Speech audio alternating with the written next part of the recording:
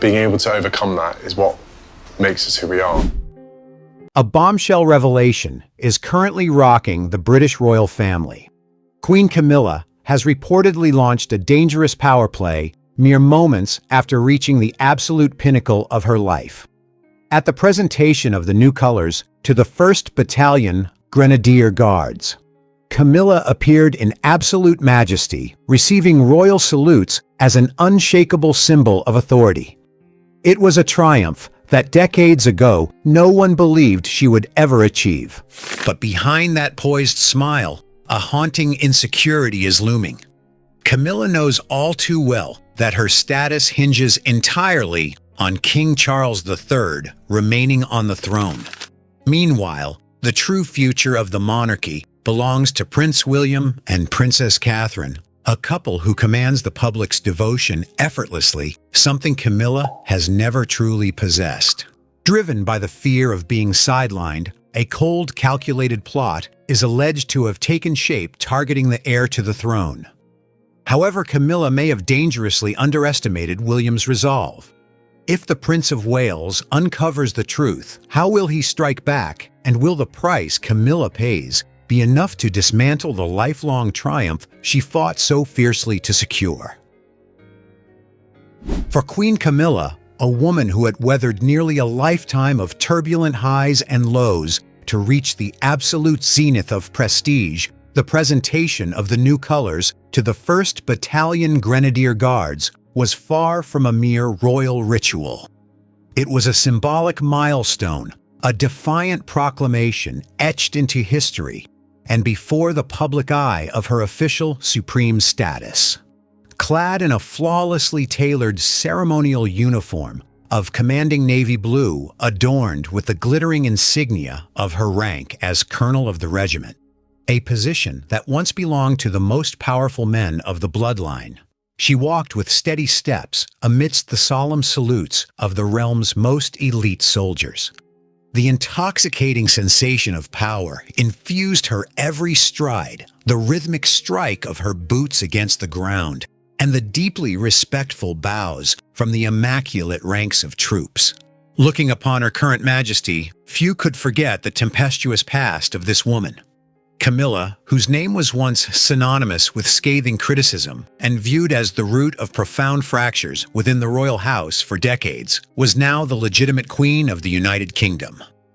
Stepping out from the colossal shadow of yesteryear, she had patiently advanced step by step, transforming skeptical glances into acceptance and ultimately into submission beneath the crown. Standing at the epicenter of the ceremony under the brilliant June sun, Camilla felt with absolute clarity that this was the crowning moment of her life. This glory had not fallen from the sky.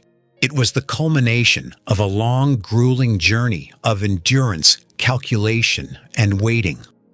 The choruses of praise echoing around her, the solemn royal faces positioned behind her, all converged into a flawless portrait honoring the woman who now held the highest matriarchal matriarchy of the realm. Yet in the very midst of the thunderous military brass and the suffocatingly solemn atmosphere, a cold shadow began to creep into the queen's mind. Her gaze inadvertently drifted toward the elevated dais where Prince William and Princess Catherine stood. William, the rightful heir to the throne, the eldest son of King Charles III, loomed with the poised, steadfast demeanor of a future king. Beside him was Catherine, the epitome of elegance, a woman who had always possessed the softest yet most terrifying form of power, the devotion of the people. The relationship between Camilla and the young couple had always been maintained in a delicate state of outward compliance, masking inner discontent, a fragile boundary enveloped in flawless court etiquette. Camilla understood all too well that the reverence the soldiers and the public afforded her today stemmed largely from the mantle of King Charles III. Her power was a borrowed entity tethered to her husband's reign, and it carried an invisible but ruthless expiration date. In stark contrast to her painstakingly manufactured position, William and Catherine possessed a natural aura, a pure and unshakable affection from the public that Camilla knew she had never held and never would. Their presence at the ceremony served as a silent yet weighty reminder of the inevitable march of time.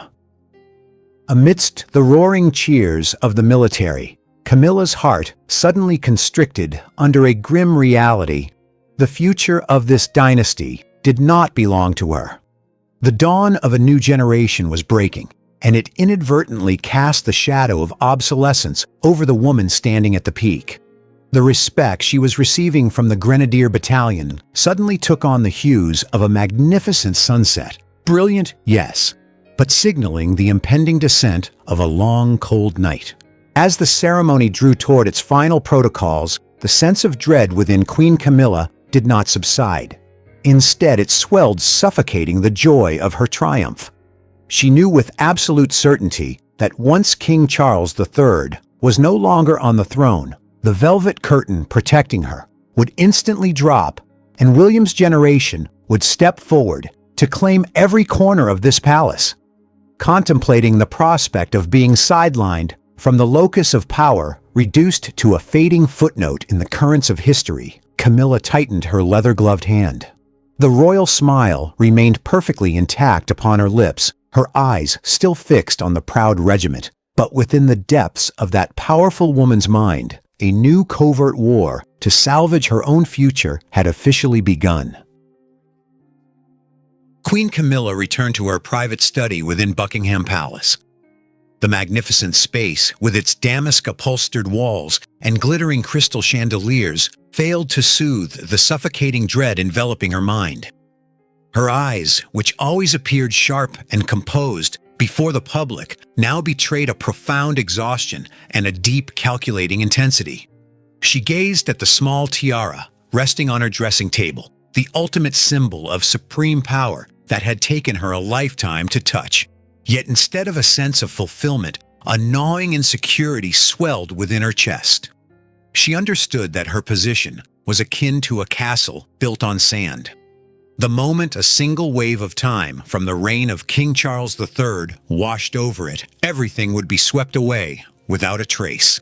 To prepare for the battle to secure her influence, Camilla began to fling herself into her work with a near-fanatical devotion. Seated at her antique oak desk, she meticulously turned the pages of countless dossiers, charitable proposals, and long-term royal agendas. Her jade-ringed fingers lightly pressed against the lettering stamped on the parchment. She deliberately intervened deeper into the organizational structure of her patronages, attempting to plant her loyalists in pivotal roles and extending the tenures of projects under her direct control. Each stroke of her pen, each nod of approval during this period was far from a mere official duty. They were calculated bricks laid with the sole purpose of constructing a fortress to protect her future standing. Camilla wanted to ensure that even when the tides shifted, her role would remain an indispensable gear within the royal machinery. Yet the Queen's covert maneuvers repeatedly struck an invisible but unyielding wall. Through confidential intelligence from her most trusted subordinates and subtle-laden conversations at court banquets, Camilla realized a bitter truth: the palace's center of gravity was shifting ruthlessly toward Clarence House and Kensington Palace. The glare of the media, the adulation of politicians, and above all the adoration of the public were converging entirely upon Prince William and Princess Catherine. Wherever the young couple appeared, they breathed a vibrant new life into the room, relegating her image to the stagnant shadows of obsolescence. The natural affection the public harbored for Catherine acted as an ultimate weapon, one that required no struggle, yet effortlessly eclipsed every ounce of aura Camilla painstakingly maintained through rigid protocol. The pinnacle of her terror arrived when Camilla accidentally intercepted an internal draft document prepared by the Royal Secretariat, a strategic plan concerning the future transition of power and personnel restructuring. The draft outlined a roadmap to streamline the monarchy in which the lion's share of the budget national patronages and core diplomatic roles were already designated to bypass her and transfer directly to William and Catherine. Her own name as the current queen appeared only in brief lines within an honorary index stripped of almost all actual authority or direct executive roles once the current reign concluded. It was a flawless path-clearing blueprint for a new generation, a cold dismissal packaged in polite but decisive bureaucratic prose. The sensation of being discarded, of having her future stripped away while standing at the very peak of her glory, sent a frigid chill down Camilla's spine. She rose, walking slowly toward the window to look down at the palace grounds as they dissolved into the encroaching dusk. The silence of the twilight seemed to deepen her solitude and dread. Camilla wondered if her past decades of enduring humiliation, of taking cautious steps just to stand in this position, were ultimately to be traded for a quiet, forgotten end. The answer from her reason and her pride was an absolute no. A fierce resistance awakened within the soul of a woman long accustomed to tempestuous storms. Camilla's gaze suddenly turned icy, her hands gripping the stone windowsill. The absolute peak of her insecurity had driven her to a definitive resolve. She could no longer sit idly by, awaiting the judgment of fate. She had to act, deploying every resource and the accumulated wisdom of a lifetime to sabotage this wheel of fortune before it was too late. The refusal to succumb to fate propelled Queen Camilla into a new gear of action, discreet yet fiercely resolute. Within the closed chambers of Buckingham Palace, she began to deploy a highly sophisticated backstage strategy. Camilla understood that to confront the tide of the era, she could not utilize overt administrative power. Instead, she had to leverage a network of alliances cultivated and tested over decades. Private afternoon teas, which ostensibly carried the guise of routine social gatherings, were transformed into clandestine power negotiations. Her targets were conservative high-ranking officials within the King's Privy Council, veteran stewards of the royal estates, and a handful of political commentators holding immense sway over the British aristocracy. In every encounter, Camilla displayed an ultimate degree of grace and shrewdness. She never issued commands or directly voiced her ambitions. Instead, using gentle yet heavily laden phrasing, she subtly sowed seeds of doubt regarding the executive capacity and stability of the slimmed-down monarchy that Prince William was striving toward. Through discreet sighs and anxious frowns, whenever the future of the dynasty arose, she stoked the fears dormant within the hearts of the old courtiers, the fear of losing traditional values, the disruption of privileges, and a power structure entirely too novel and insecure. In doing so, Camilla quietly bound them to her own front lines, turning them into natural shields to delay, or if possible, derail the power transition blueprints of the succeeding generation. In tandem with fortifying her network of allies, Camilla began executing direct interventions into foreign affairs under a flawless cover. In arranging the itineraries for upcoming royal tours, she used her authority to influence the Secretariat, subtly manipulating schedules so that the activities of William's family were confined to narrow scopes or purely symbolic engagements devoid of political weight. Conversely, she endeavored to amplify the presence of members loyal to the current reign on core diplomatic fronts. Every sophisticated maneuver pointed toward a single objective: to strictly bottleneck the rising influence of the young couple from within, and prevent them from seizing absolute executive control before the critical moment arrived. Yet even the faintest vibrations backstage could scarcely remain an absolute secret.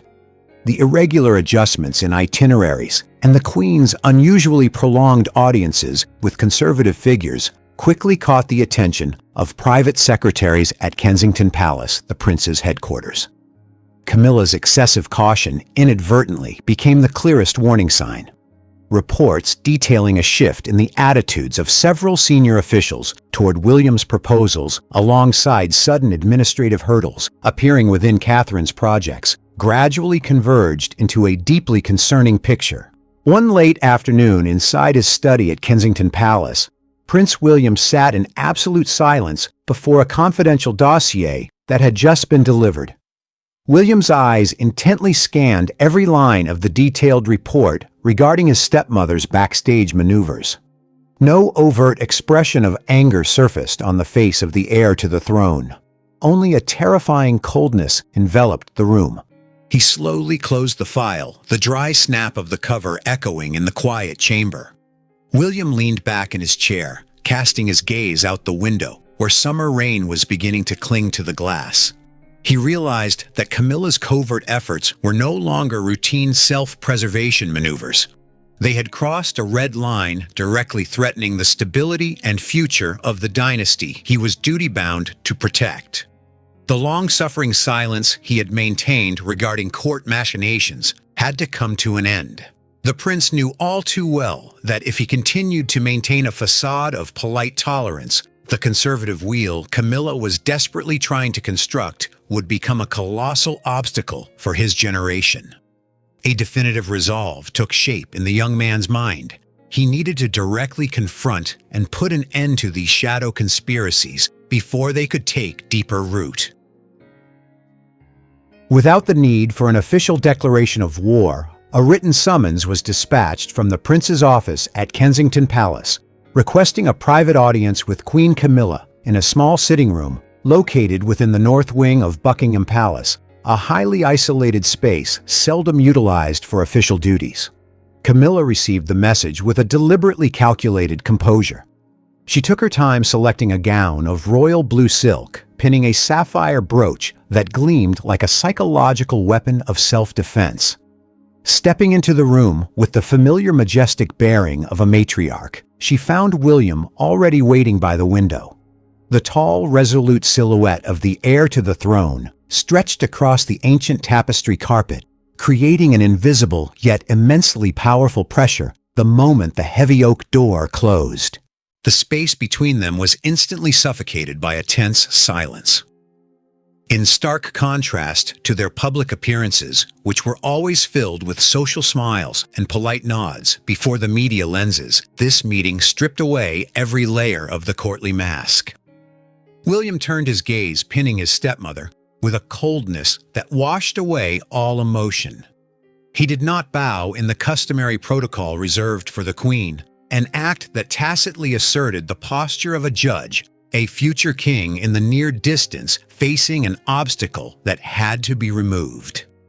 Camilla maintained a faint smile on her lips, slowly seating herself in a velvet-upholstered armchair, her hands interlaced upon her lap, striving to project an air of superiority to conceal the anxious pounding rising within her chest. William's firmness manifested in every small yet decisive gesture. He stepped closer to the table, lightly pushing a small leather case containing transcriptions and summary dossiers detailing her covert meetings with members of the Privy Council. Without needing a single word of cross-examination, that action landed like a direct blow, exposing the entirety of the hidden maneuvers Camilla believed had been flawlessly concealed beneath the guise of harmless afternoon teas. William's gaze was steadfast and razor-sharp, bearing a steel warning that any attempt to manipulate the succession process, delay the roadmap for a slimmed-down monarchy, or undermine his and Catherine's roles was a grave miscalculation and bound for absolute failure. His jaw tightened, every movement of his facial muscles radiating the iron will of a younger generation, ready to assume control of the dynasty Brooke, no backstage interference from a reign gradually descending into twilight. Staring deep into eyes that bore the shadow of the departed and the legitimate authority of the House of Windsor, Camilla felt a frigid chill run down her spine. For the first time in years of standing at the peak of glory, the woman highly veteran in power struggles suddenly realized the ruthless limitations of the crown she wore. The network of conservative allies she had painstakingly cultivated suddenly appeared fragile and hollow before a naked truth: William was not alone. Behind the erect and unwavering posture of that young man lay the absolute formidable support of major media outlets, the passionate adoration of the realm's public, and, more importantly, the tacit consensus of the vast majority of senior members within the royal family, those who had long viewed William's generation as the lifeline for the survival of the monarchy in the modern era. The longer she faced the prince's calm yet overwhelming silence, the more thoroughly Camilla comprehended the isolation of her current position. The majesty of her rank as Colonel of the Grenadier Regiment, or the title of Queen that she had just relished during the June color presentation, suddenly felt distant and meaningless within this small room. Her power was akin to a candle that could only burn bright under the protection of King Charles III, whereas William was an entire rising sun, bearing a legitimate strength that no backstage conspiracy could ever reverse.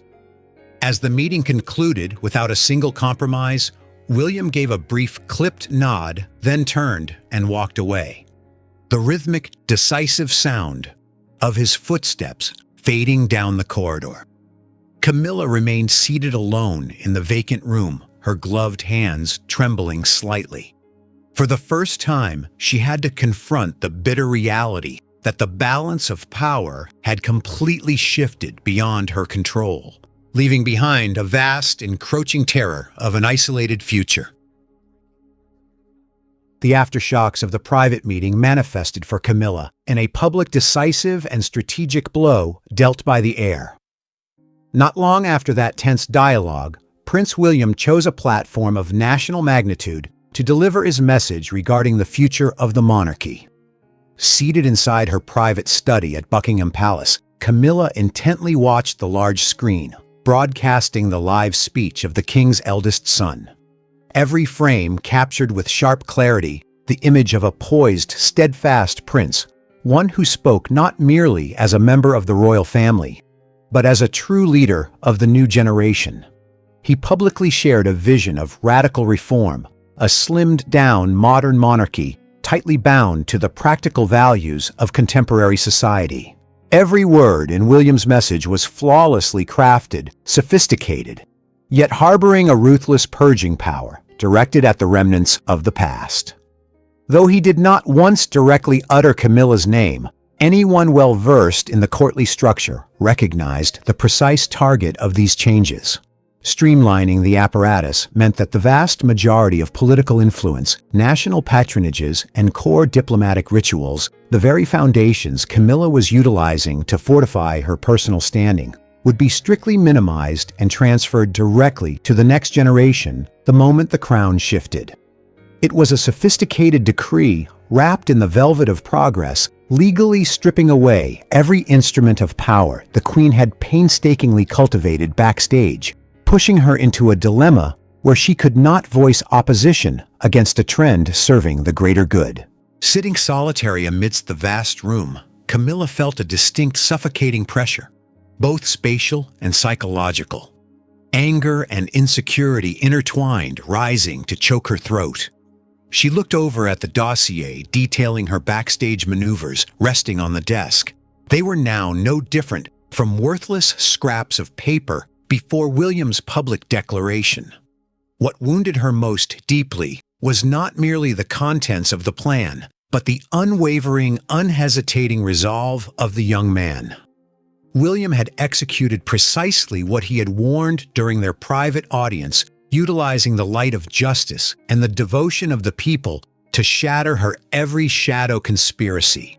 Camilla's despair multiplied tenfold as she witnessed the immediate societal reactions. Major newspapers, reputable media outlets, and social networks instantly erupted with fervent praise for the prince's vision. The public welcomed William's message like a breath of fresh air, a necessary adaptation to protect the survival of the monarchy in the new century. Catherine also appeared alongside her husband in subsequent interviews, her radiant smile and elegant demeanor deepening the people's faith in a bright future for the dynasty. The absolute consensus from the media and the public formed an unshakable fortress, elevating the standing of William and Catherine to a new, untouchable height. Camilla slowly rose, walked to the window, and looked out at the public square in front of the palace, where crowds of people were gathering, waving flags and cheering at the sight of the prince's royal banner. The fading evening light cast a gray, exhausted hue over the queen's face. She understood that this power game had reached its definitive conclusion. The changes outlined by William had set a colossal wheel in motion, a roaring torrent of the era, and no conservative force, including her rank as queen, could halt or reverse it. The balance of power had tilted completely toward the heir, leaving her with a vast yawning void of helplessness and bitterness. Buckingham Palace at night sank into a chilling, overwhelming stillness. The endlessly long corridors, which had witnessed the rise and fall of countless dynasties, now only echoed with the slow, exhausted footsteps of Queen Camilla. With the torrent of public opinion and the media completely aligned with Prince William's vision of reform, she knew she had no retreat left in this covert war. Standing before the massive glass window, looking out at the sprawling courtyard, where just a few weeks prior she had been the center of that proud color presentation, Camilla felt a cold emptiness gnawing at her soul. The highest matriarchal status she held ostensibly magnificent and majestic before the public eye now revealed its true form as a glittering yet solitary glass cage where she could only stand and watch the future of the dynasty gradually slip from her grasp. The consciousness of obsolescence weighed heavily upon every gesture of the powerful woman. Camilla slowly walked toward her desk, where a portrait of King Charles III in his royal ceremonial dress rested. She stared intently at her husband's face, and a naked, ruthless truth surfaced clearer than ever before: her entire power, her influence, and even the respect she commanded today depended entirely upon his reign. Her strength was not born of the people's devotion, nor was it guaranteed by the future.